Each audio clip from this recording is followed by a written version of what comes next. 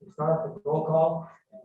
We'll start with the wonderful lady at the end of the table. Beat you to the very much. Where Gene Stowe's. Wayne Holland. Right? Frank, you there?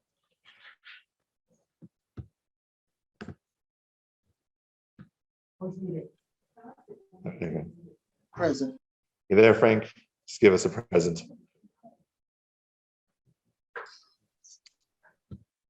Present.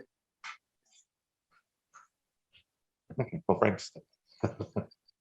Okay, thank you, Frank.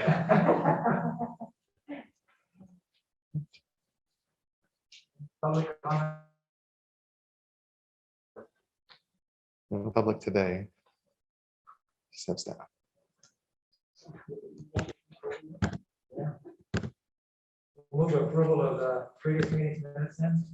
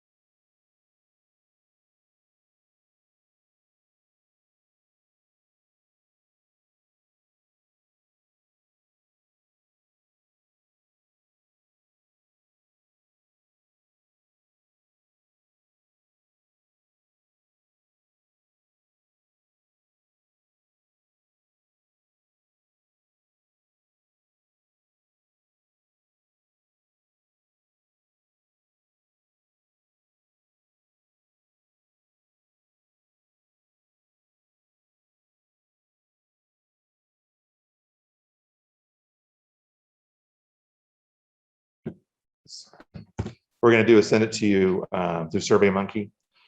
We also have a staff survey going out with SurveyMonkey as well. We're going to see if there's a format we wanted to send it in. So once you get that link, go ahead and fill it out, and then we'll have that together and we'll share that anonymously at a following meeting. So the hope is if we can get a good amount of surveys from the public, good response from the staff, and the board complete it by September 15th, that we can include that in the packet to share. The survey, I think the survey questions that I'll talk about a bit more in the director's update. The survey has gotten a really good response. We have over 250 responses so far, and that's just with 10 days out with the survey. So we're really getting a lot of good responses. I'll talk about the strategic planning a little bit too with the forums. So we're getting, some good results. Sometimes you have no shows. The last ones we had Incline Village, we had 13. Sierra View had none. North Valley, we had 5. And then Northwest Reno, we had 1. So people are showing up. It's mostly in person with a few online. So we'll see how that goes. But I think for the most part, the survey is getting a good response with everything. I wanted to kind of go through, just share with you what we're doing with the,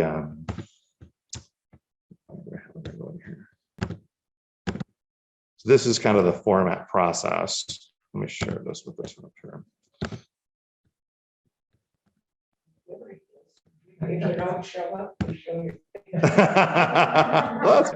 So this is kind of the forum process that we've done. 60-minute process. I do a couple of the PowerPoint presentations, one on the last strategic plan we completed that I've shared with the board previously, and then on the COVID response that I shared with the board and also gave to the VCC. And we do about a 10-minute exercise, a 20-minute exercise actually with these questions that we share, most important aspect of your community.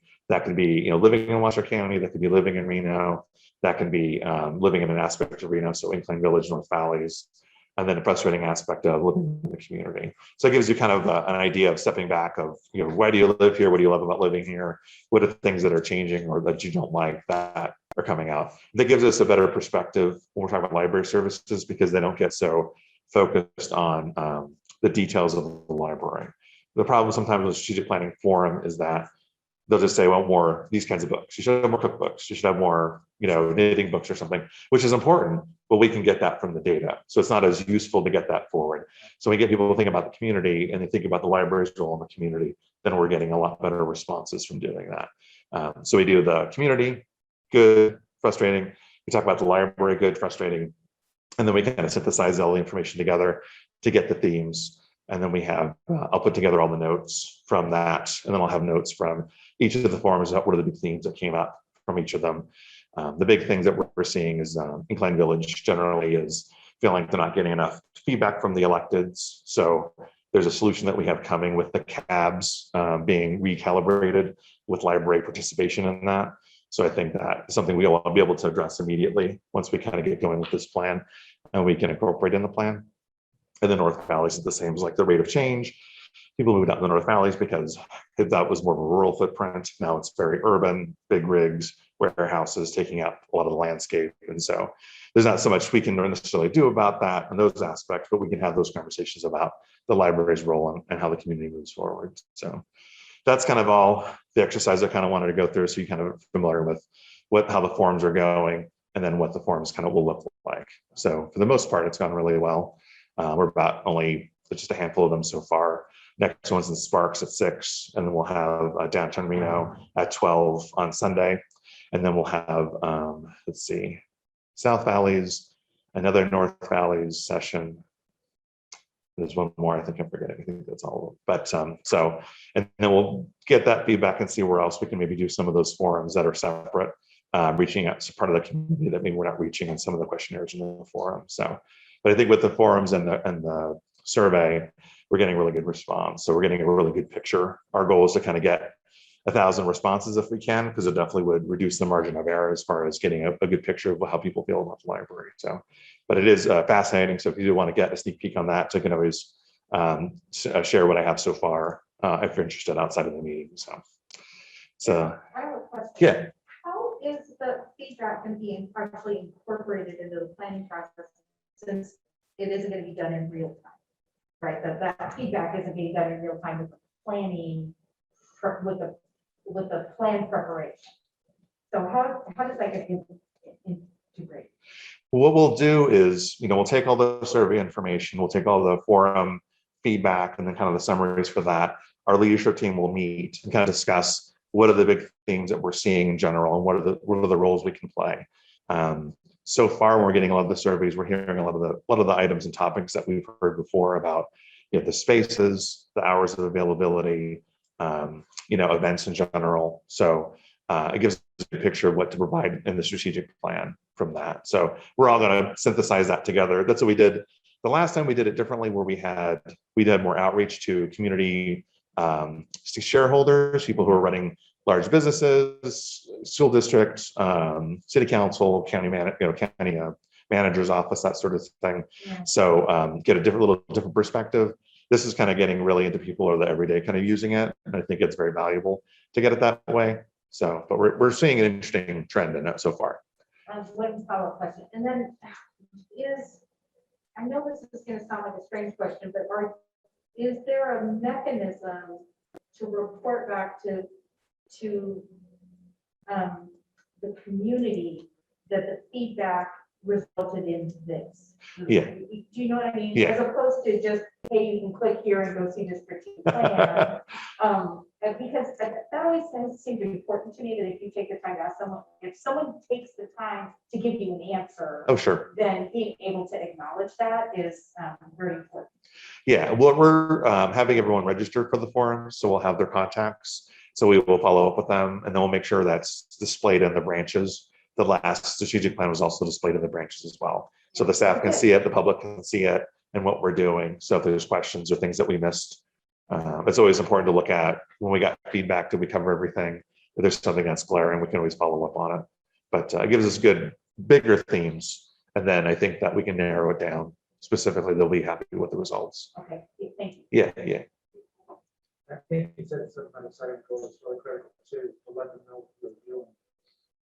And like, you need to answer the people, but they know what you're doing, if they want to make sure there's questions. Yeah, absolutely. Yeah. Thanks for sending out the survey questions to trustees. You guys get a chance to look at it, get any additions? I don't remember seeing it. It doesn't mean it's rough. I just asked Jeff how they were going to be sent. Yeah, we're gonna send it through the Survey Monkey, so you Yeah. have that. But then how you would, if you put them up anonymously or? Yeah, it'll be anonymous. So when you fill it out, it'll be anonymous. We won't attach it to anyone. Same thing with the staff survey and certainly with the public survey. So that gives us a good, people can be, more honest if they have something that they like to see or if they have a concern about something with the library. I think that's showing good results so far. True. I mean, when there's more text, you can kind of see that that's true. But ultimately, it's for this board to review. So that's a conversation. I think it just allows a little bit of anonymity when you're having those conversations. So there's not a chilling effect if you feel like there's something you really want. Certainly some, with only 5 people, they can figure out who's saying what. At the same time, if it's important, have that conversation. So I think with having a public board, there's sometimes a reluctance to have those conversations in public because it is public, but the point is to really make sure that everyone's, having it out there.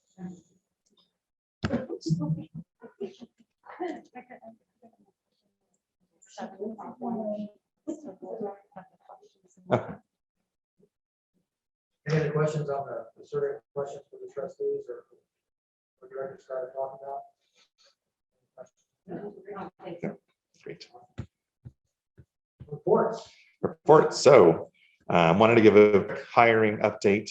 So far we've probably held over 100 interviews with packets to go with it. So that's kept us very busy. Leah and Joan have been really leading the way on that. And so that's been a heavy lift to be able to do that. So it's great to see so many positions. We've hired 24 library staff so far since we started had the positions unfrozen in May. And then with the additional staff, the advantage we had with hiring the librarians was that we already had a librarian position that was open. And so when the 5 additional positions were authorized, then it means we can pick more people from the list. So really get them on board, and they're going to be starting, they've started either this month or next month. So we'll have those librarians up.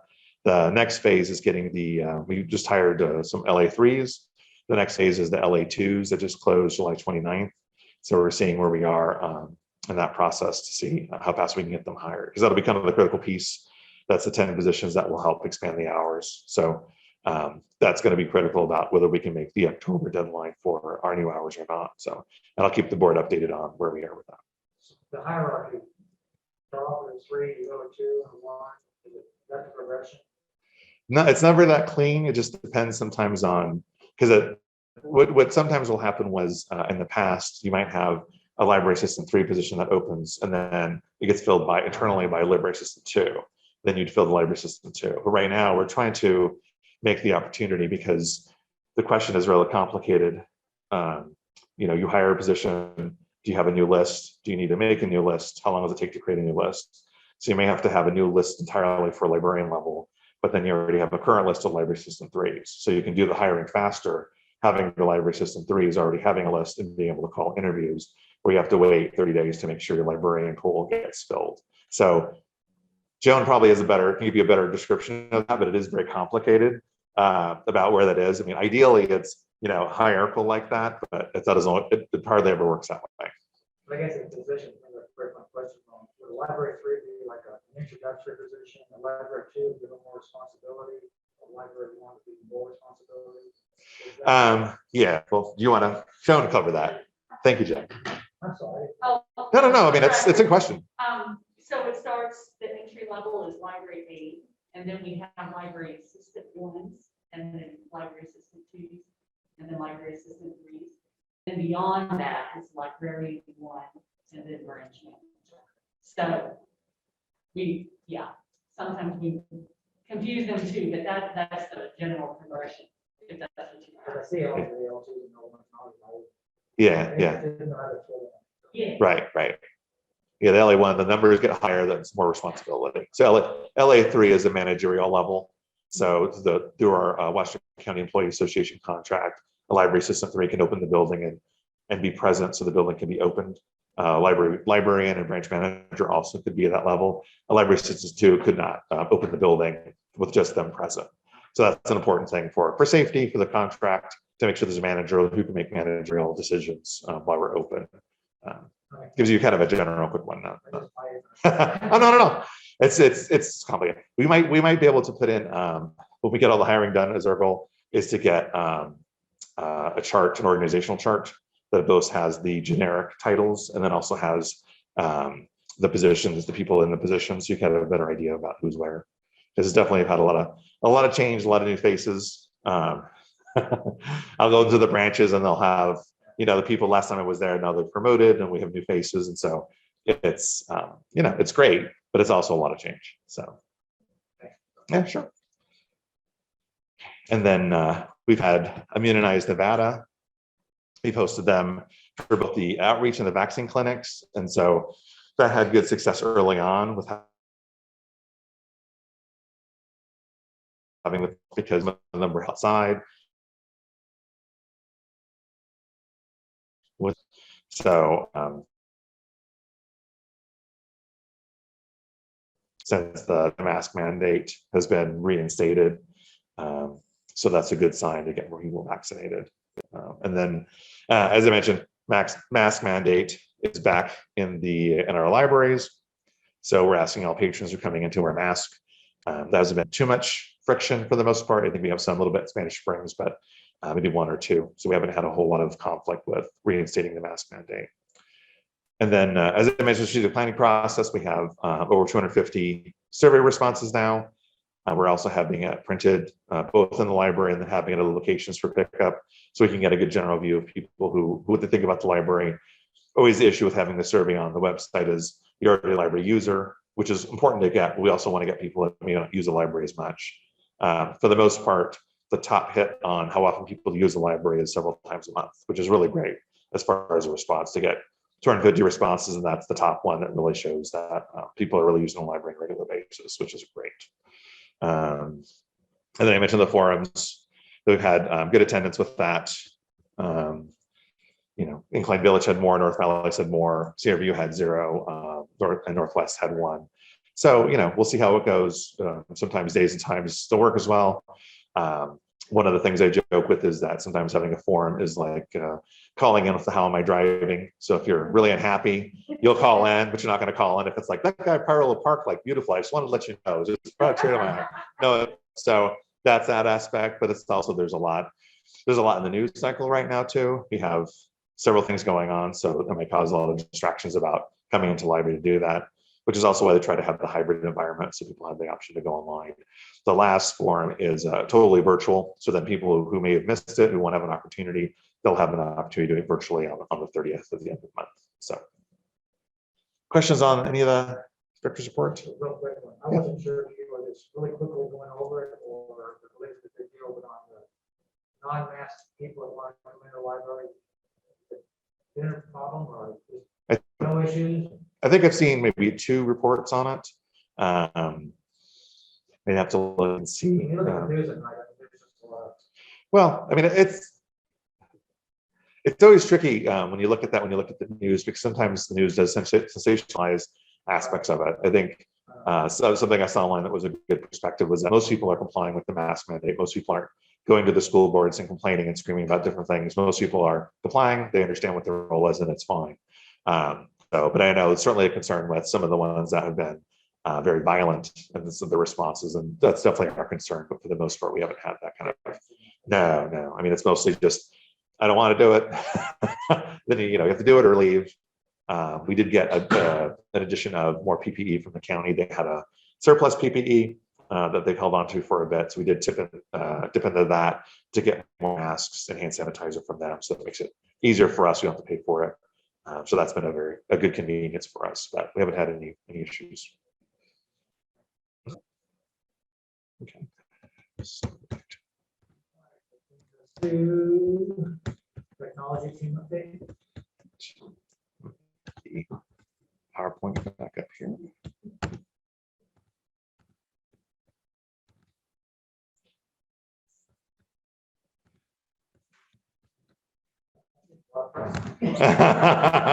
Let's just pin that, then you don't have to worry about the big screen issue. So.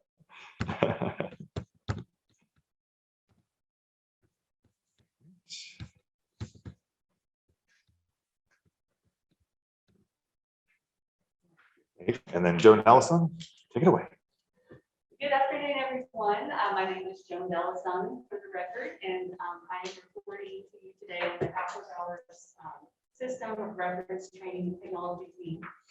I'm excited to talk about a pretty new project that we've developed since last spring. We're calling it Library Pro Tips.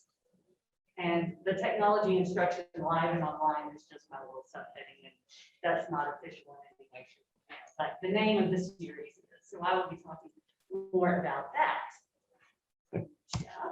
Yeah. All right, so the series I just mentioned is called Library Pro Tips. And I will say that the name came from Brent Collimer, who is a librarian one here at Downtown Library and the representative on the RTT team for downtown. So the name is his, and it's really working out very well. As you'll see, I'll talk about it a little bit later. We are finding it very flexible, so we can develop a number of different series under this Library Pro Tips name. We can use it to develop online programming to promote our services or specific programs or what I'm equating with public service announcements. So we've done all three of those. And so the name itself, some people have a gift of thinking of good names for things. I do not have that gift, so I'm grateful for those that do. The series came about, and I'll talk a little bit about this in a second, but the series came about, you'll remember a few months ago that Debbie Sears and John Andrews introduced our new Aspen catalog, which is very exciting and continues to be very exciting. And so in light of that development, and we are still doing all virtual programming, but RTT wanted to take advantage of that really all-encompassing new feature of our library system to develop some online programming for our patrons to get to know the catalog is essentially the origin of all that. So go to the next slide, Jeff. Okay, so what I'm going to be talking about today is the development of all of this. I've already alluded to the first one, Library Pro Tips Power Searching. That was the title of a couple of classes that we did in the spring that were focused on the new Aspen catalog. The next one that is in development is Homework Help Edition. And then finally, our Library Pro Tips Creeps. So I'll be talking about all of this. Jeff, excellent.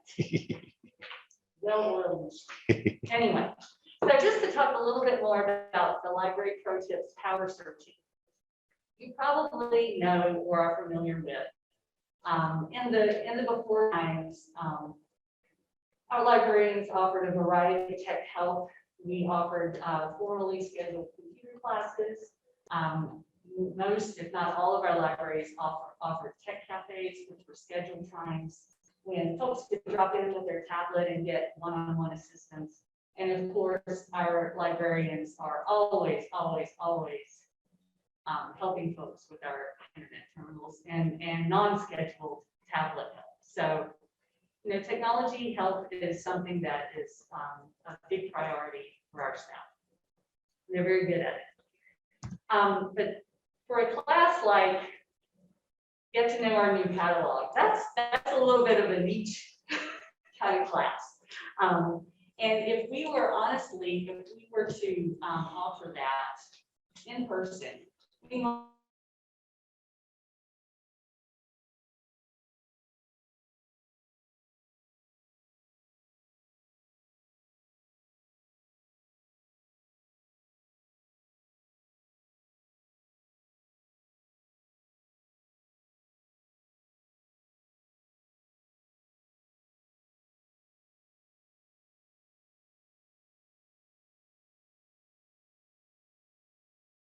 Brent, again, the one, our member who came up with the name, and Jessica Fenicil, who's his library assistant 3 at our Sierra View Library.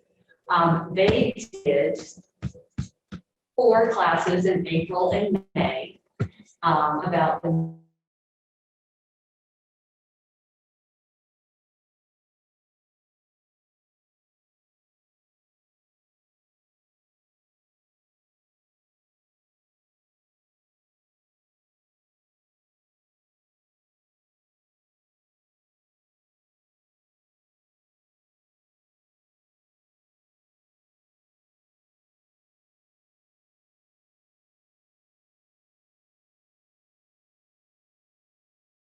nine folks, which is a pretty good turnout, right? And one of them I remember was like at 1 o'clock on a beautiful Friday afternoon, and the fact that 9 folks turned out to learn about the new Aspen catalog on a beautiful Friday afternoon was we were thrilled. I was thrilled. So that was a great starting point. Jessica and Brent, worked closely with Debbie Steers and Don Andrews, who were, front and center about the Aspen development in general. So of course, we have the advantage also. We probably couldn't have, the class wouldn't have been as successful a year and a half ago because no one was doing remote learning a year and a half ago, and now we're all used to it. So we were thrilled with that. So that was an isolated event and wonderful. But then, of course, we took it further. So if the next slide. Our next step, actually, we haven't done this yet, but Jessica, who is our TT rep at our CRV library,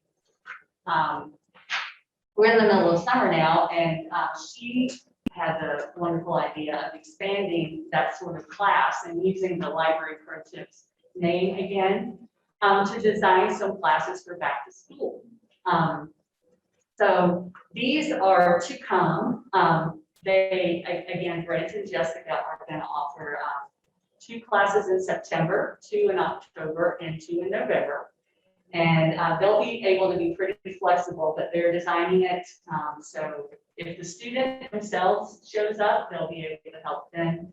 If it's the parent that needs assistance helping their child with homework, they can, adjust right then and there and help them. So the topics that are coming up are brain fuse in September. And brain fuse is a really powerful library resource that we talk about a lot. It offers online tutoring and homework help, as well as many, many other things, but those are probably the 2 central things available for K through 12 and beyond, all ages of students. They can find something there. And then they'll be talking about Points of View Reference Center in October.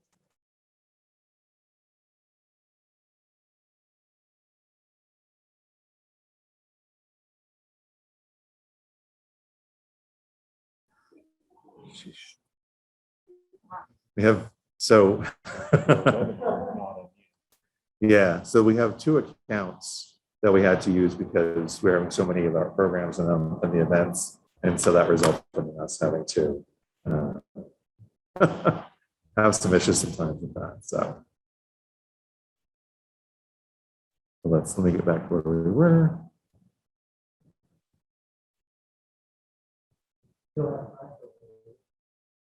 I'm going to check in a second.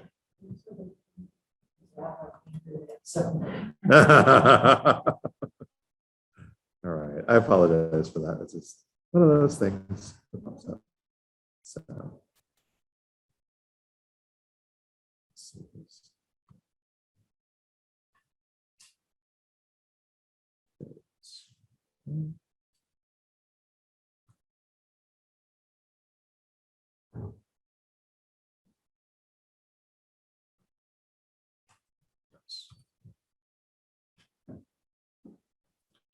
all right, sorry about that, Frank. We got disconnected. We had a little technical snafu, which 18 months of doing this is the first time that's happened. So No problem at all. Yeah, I saw your email. I was just responding. I was just hanging tight just in case. okay, thank you. All right, we're gonna pick up where Jen left off. I apologize, Jen, for interrupting you for so long. That's right. Okay.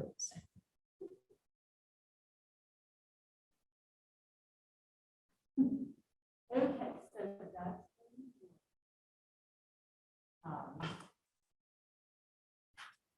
All right. So we Explorer, you did the Explorer, right? Okay. Okay, so, out of all of this, or actually, Brent had the idea of doing little short snippets. If you have watched any of our Break with Baby or early year teachers that are in services library events, you know, there were all 3-minute clips. So Brent had the idea of doing a similar sort of thing about library services and library programs. So that is the next thing that we're developing.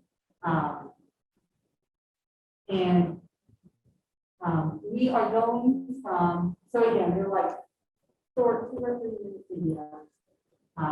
Again, I hope that, anyway, they're coming from a point of need instead of sometimes in our library, we say, let me tell you about brain disease, which is meaningful to us, but it's not all that meaningful to students. But let me tell you how I can get an online homework, or let me tell you how you can get homework. Is perhaps more meaningful to someone that's working on their homework. So we're angling it from that point, from the point of need, as much as we can, to highlight the resources that we have. They are intentionally being designed to be standalone videos, again, very flexible. So we anticipate being able to share these just as highlights on social media, like we've done with some of our other little short programs like that, just to highlight library services and things that we offer. And as I will comment, it worked out so well, pure coincidence. We have a newer team member on RTC at this last month, Robin Osniak, who is the librarian in the Northwestern Library. And so he's new to our reference and technology team. Online programming is fairly new to our team, but Robin, in the past year and a half, has been really involved in online programming. You've probably seen a lot of the story times if you've watched any of them. So he came to, just coincidences, we're talking about this. He came to our group with that background about how to film a program, how to work with our amazing editors, and how to make it happen. So it was really just a really happy coincidence that he joined our group, and they were able to put our first team together pretty quickly, really quickly. So they finished, our first one is library pro tips for brain. So I hope that we'll be able to watch it. I'm not sure since we haven't given you a laptop switch. Do you want to put it on now, or do you want to watch it later? We're doing it now. Okay, yeah, sure.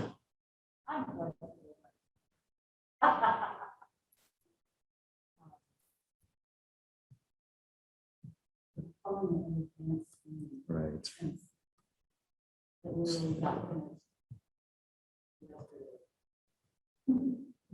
Again, I mean,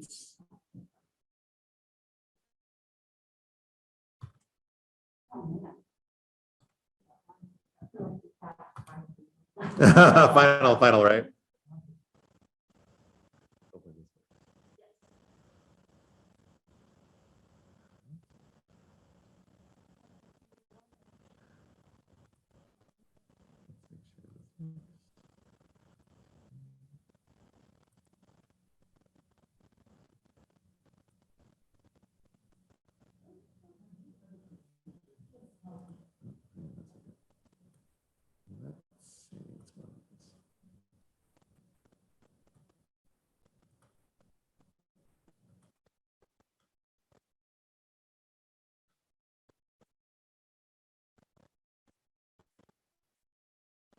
You know what? Just watch Florida on social media.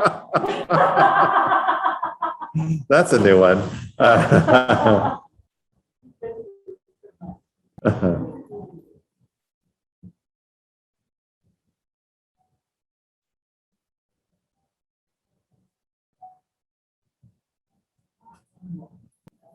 So this is just the audio.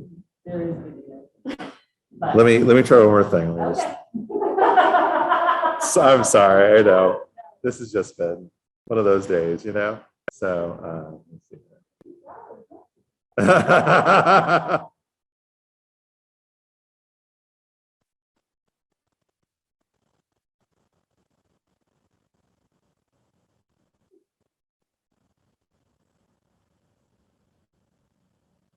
Always a plan B, so let's see if this works. I've been using a different laptop, which is why, because one of the issues with using the laptop that I have is the Global Connect. Is the Global Connect, and so it's made it where the internet can be kind of spotty when I do these presentations. And so the IT gave me the other laptop, which has been working great at every presentation, and then today it decided to not want to work. So it's hilarious that I'm having all these issues with it.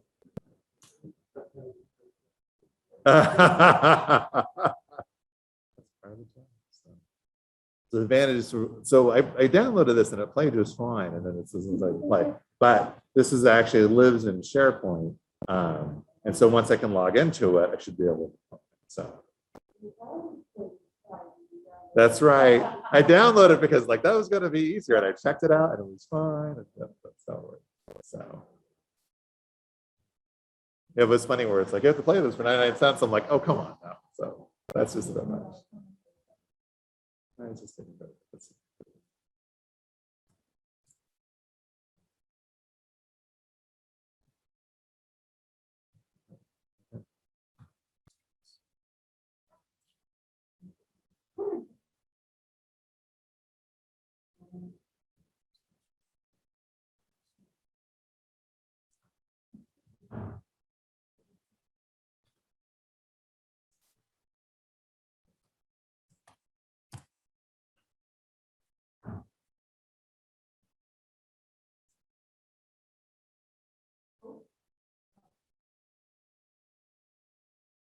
There you go. So, there's a will, there's a way, right?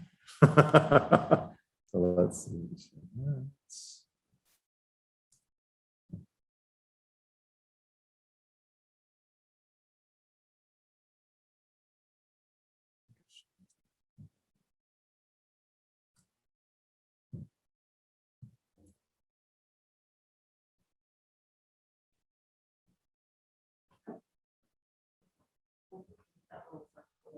Is that okay? There we go.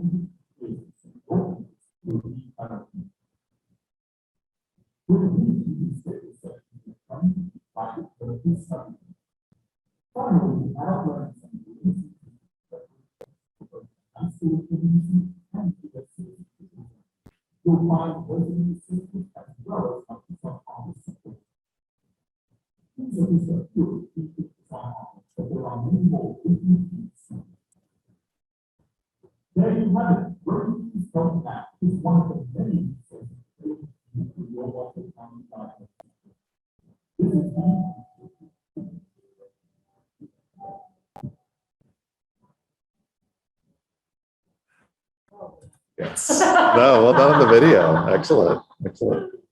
So, You want to go? Got this one here. I want to say something about you. Okay. We do not. Well, I can do that. That's okay. Anyhow, so again, this is the work of entirely other people. So I'm personally so thrilled about you now. I was talking with Nancy and the services. This about me. For Elmer to watch it because I was so proud of it this afternoon. Anyhow, so we can do videos like that for promotions at schools or TV cover or any other ways. Again, it could be used. We could put it in with social media posts. Our original idea was to use the flyer, was to use the video to promote the class, the classes in September. So we can play the video and have it captioned about, you want to learn more than sign up for that. So, but I'm thrilled that they can stand alone or be integrated in that. So I hope you enjoyed that. And so I also wanted to mention, that was the very first one. It got finished yesterday about 10:30.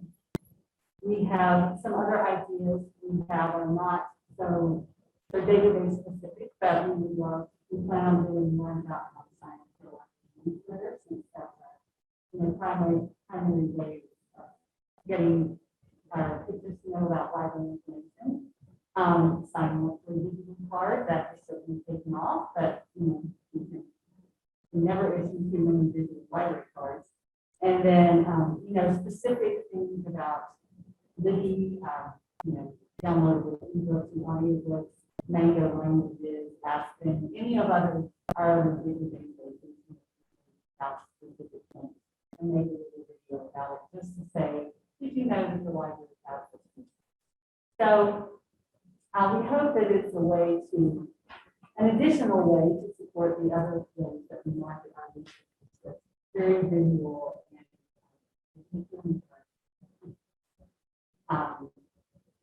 the most important thing I want to say is to thank Grant Palmer, Jessica Bansdale, Robin Kovniak for the front end work that they have done on all of these, and Jen Cole, Jamie Hemingway, and Tim Prentice for their work in editing and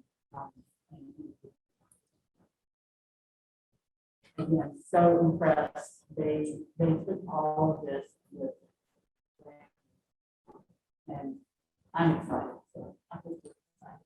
Do you have any questions? All right.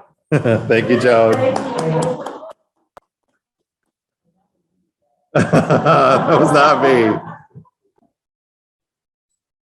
Okay, so let's go back to that.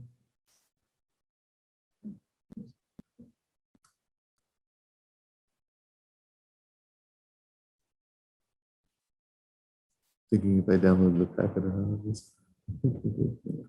I'm not sure.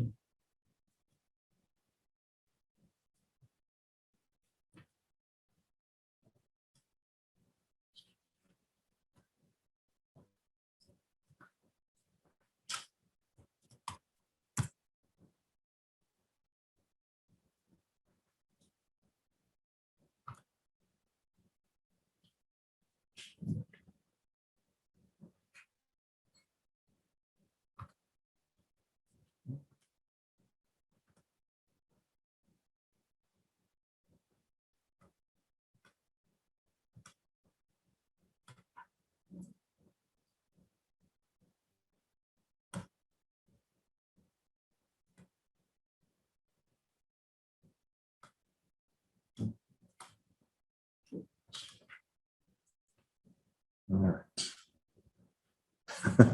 Back to your dinner. Let me go back to sharing this.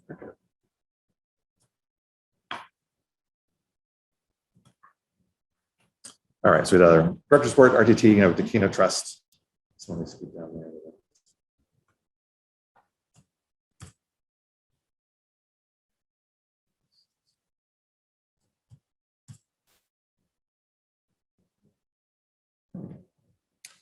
So the Keno Trust update. So no change right now. So we're still waiting to hear back on the renovation schedule for Sparks Northwest Marina. So that's still on the docket.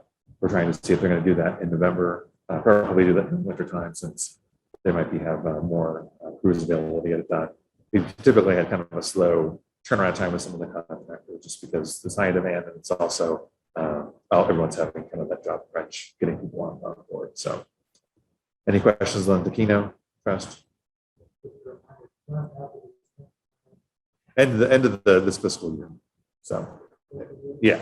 So yeah, July 1. So we should be on track to do that. We also had an increase from the county to cover some other expenditures with the project. So we should be good to go on that. So I'll remind everyone that there's a deadline to the project. So. And next we have the statistics and the financials.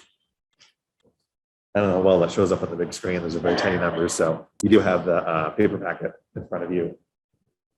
So one thing I'll mention with the statistics is that, you know, we're getting good traffic coming in, but certainly not pre-pandemic levels of traffic to see that. So we're probably about half of the traffic that we normally would.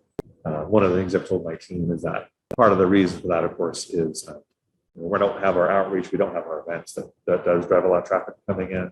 And also with you know, another surge coming in, people are going to be less reluctant to come in. They might just come and pick up holds, or they might just come to use digital or virtual services. So it's always hard to tell with that, but definitely having the events and outreach coming back should have the stats come back up.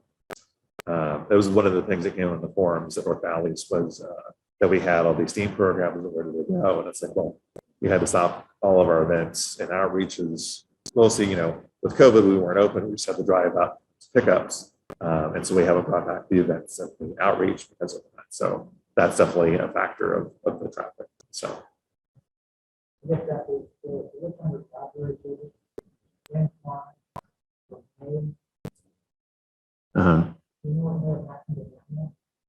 That's probably an error. That might be a gate error on that because I don't know if we had 29,000. That's very impressive. Yeah, I don't think we had that many people. So sometimes RFID gates do have errors that come back. That was one thing we had with South Valleys for quite some time, where sometimes the automatic doors indicate higher traffic because then it just counts every time the door opens versus people walking through the gate. So we'll have to check that to make sure that's what happened with that. Because you can see with the other 2 months, that's fairly nominal. So having 30,000. So obviously that was an error in that. So.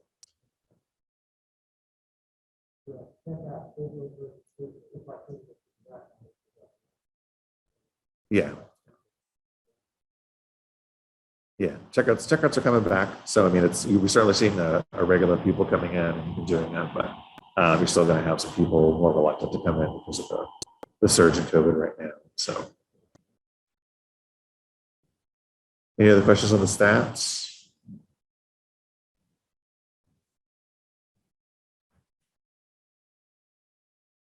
All right, we have the financials.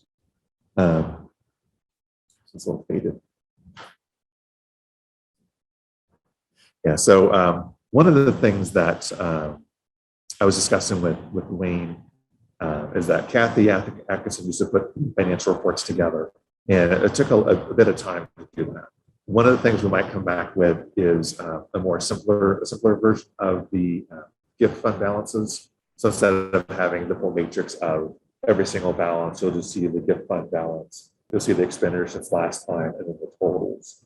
And I think they don't add up at the bottom, but I think it'll give you a better picture that you can read that's more simple for you to see that, and easier to ask questions if you have that. So this is very complicated and it is a little staff intensive. Did you have any questions though on the financials? Yeah. Yeah, because Wayne mentioned that it didn't total over, as you can see on the last bottom line there, it's 600,000. For some reason, it didn't add up to the ending balance. So we definitely didn't spend, when we can tell from the math, didn't spend $300,000. But a lot of the Excel spreadsheet numbers are has a formula in them. So if there's an error in the formula somewhere, it could have broken it. So I apologize for that. But I think we'll have a simple format better for the board for questions and see what experiences. Any questions on that? There hasn't been a whole lot of movement altogether. So the Keno one is the one that's sitting on the most. The branches did bring back their book sales, in-branch book sales that have been very popular. So that's great. That's come back. We do have the donations are accepted again. So we're getting those coming back. And the Friends had their first big book sale in July that had really good attendance. So Give Fund balances are going to start increasing very soon. So that's good news.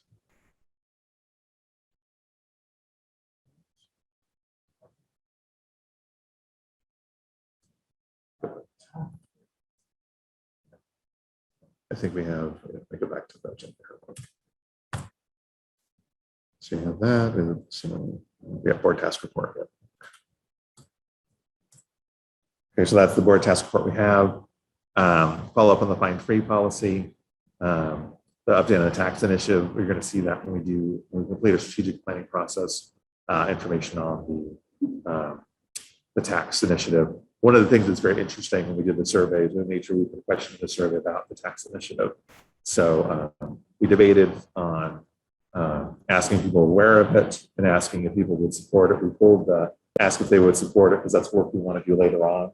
But the fact that most people were not aware of it, I think it's overall that 80% answered no, but they knew that was a tax initiative. So it's complicated to explain the tax initiative because the property tax doesn't show up as a library tax because it's part of the general county tax that goes in and then a portion that gets assigned to us. So that's an education we'll have to do, definitely incorporate in the plan. So that's been interesting to see that. Oh yeah. Yeah, we mentioned in the survey the awareness. Yeah. So there's definitely working to do about raising awareness.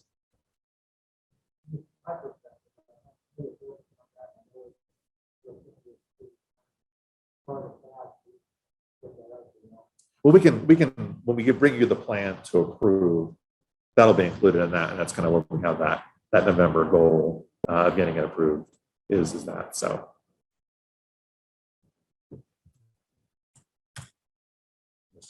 there's public or staff comments. We have their staff announcements, public comment, and board comment.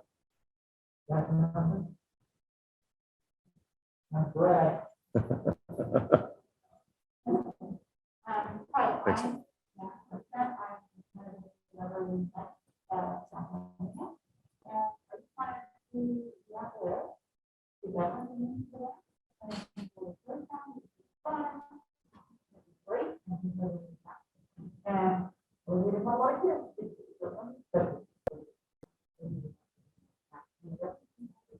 Yeah, that's one of the things I think we should have put in the report. I missed that. I was so busy. I'm like, why did I miss that? So yeah, if you weren't aware that governor selected a special story time for the Gaston Library a couple of weeks ago. So that was really exciting for our staff, and they did a good job getting it set up and getting the things together. So it was always really tricky because it's Friday afternoon, which isn't exactly a busy time for downtown Reno, and we were able to get about 15 kids, and so that was in I think the RDJ online. So if you need also, but I'll make sure to put the next report. Can't believe I forgot that. Thank you, Pam. Sorry. I know, right? Jeez, that was such a great thing. I just left it out. But yeah, I'll make sure it's in the list report. Thank you, Pam.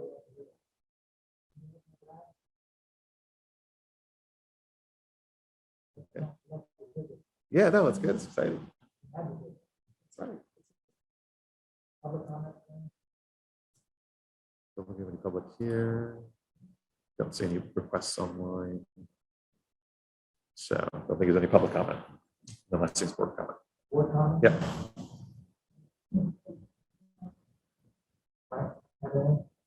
Frank, do you have any board comment? Anything to add? No, I don't. Thank you.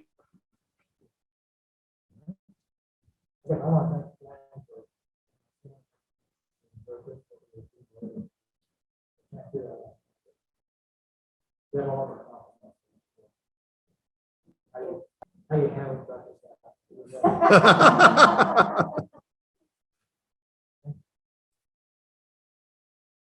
Lastly, the little fishing. I know an update on that. I haven't heard any other accounts of it, so hopefully that stops.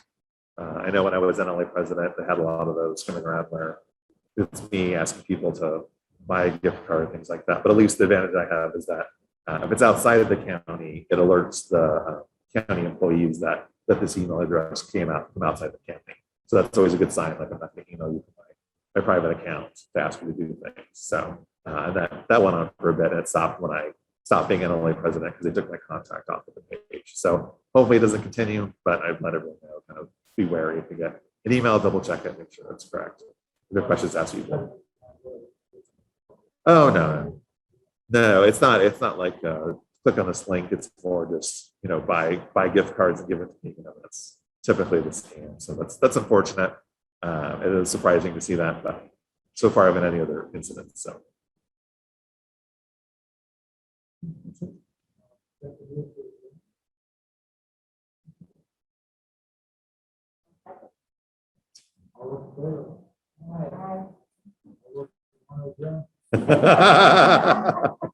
Great. Okay. Thanks, everybody.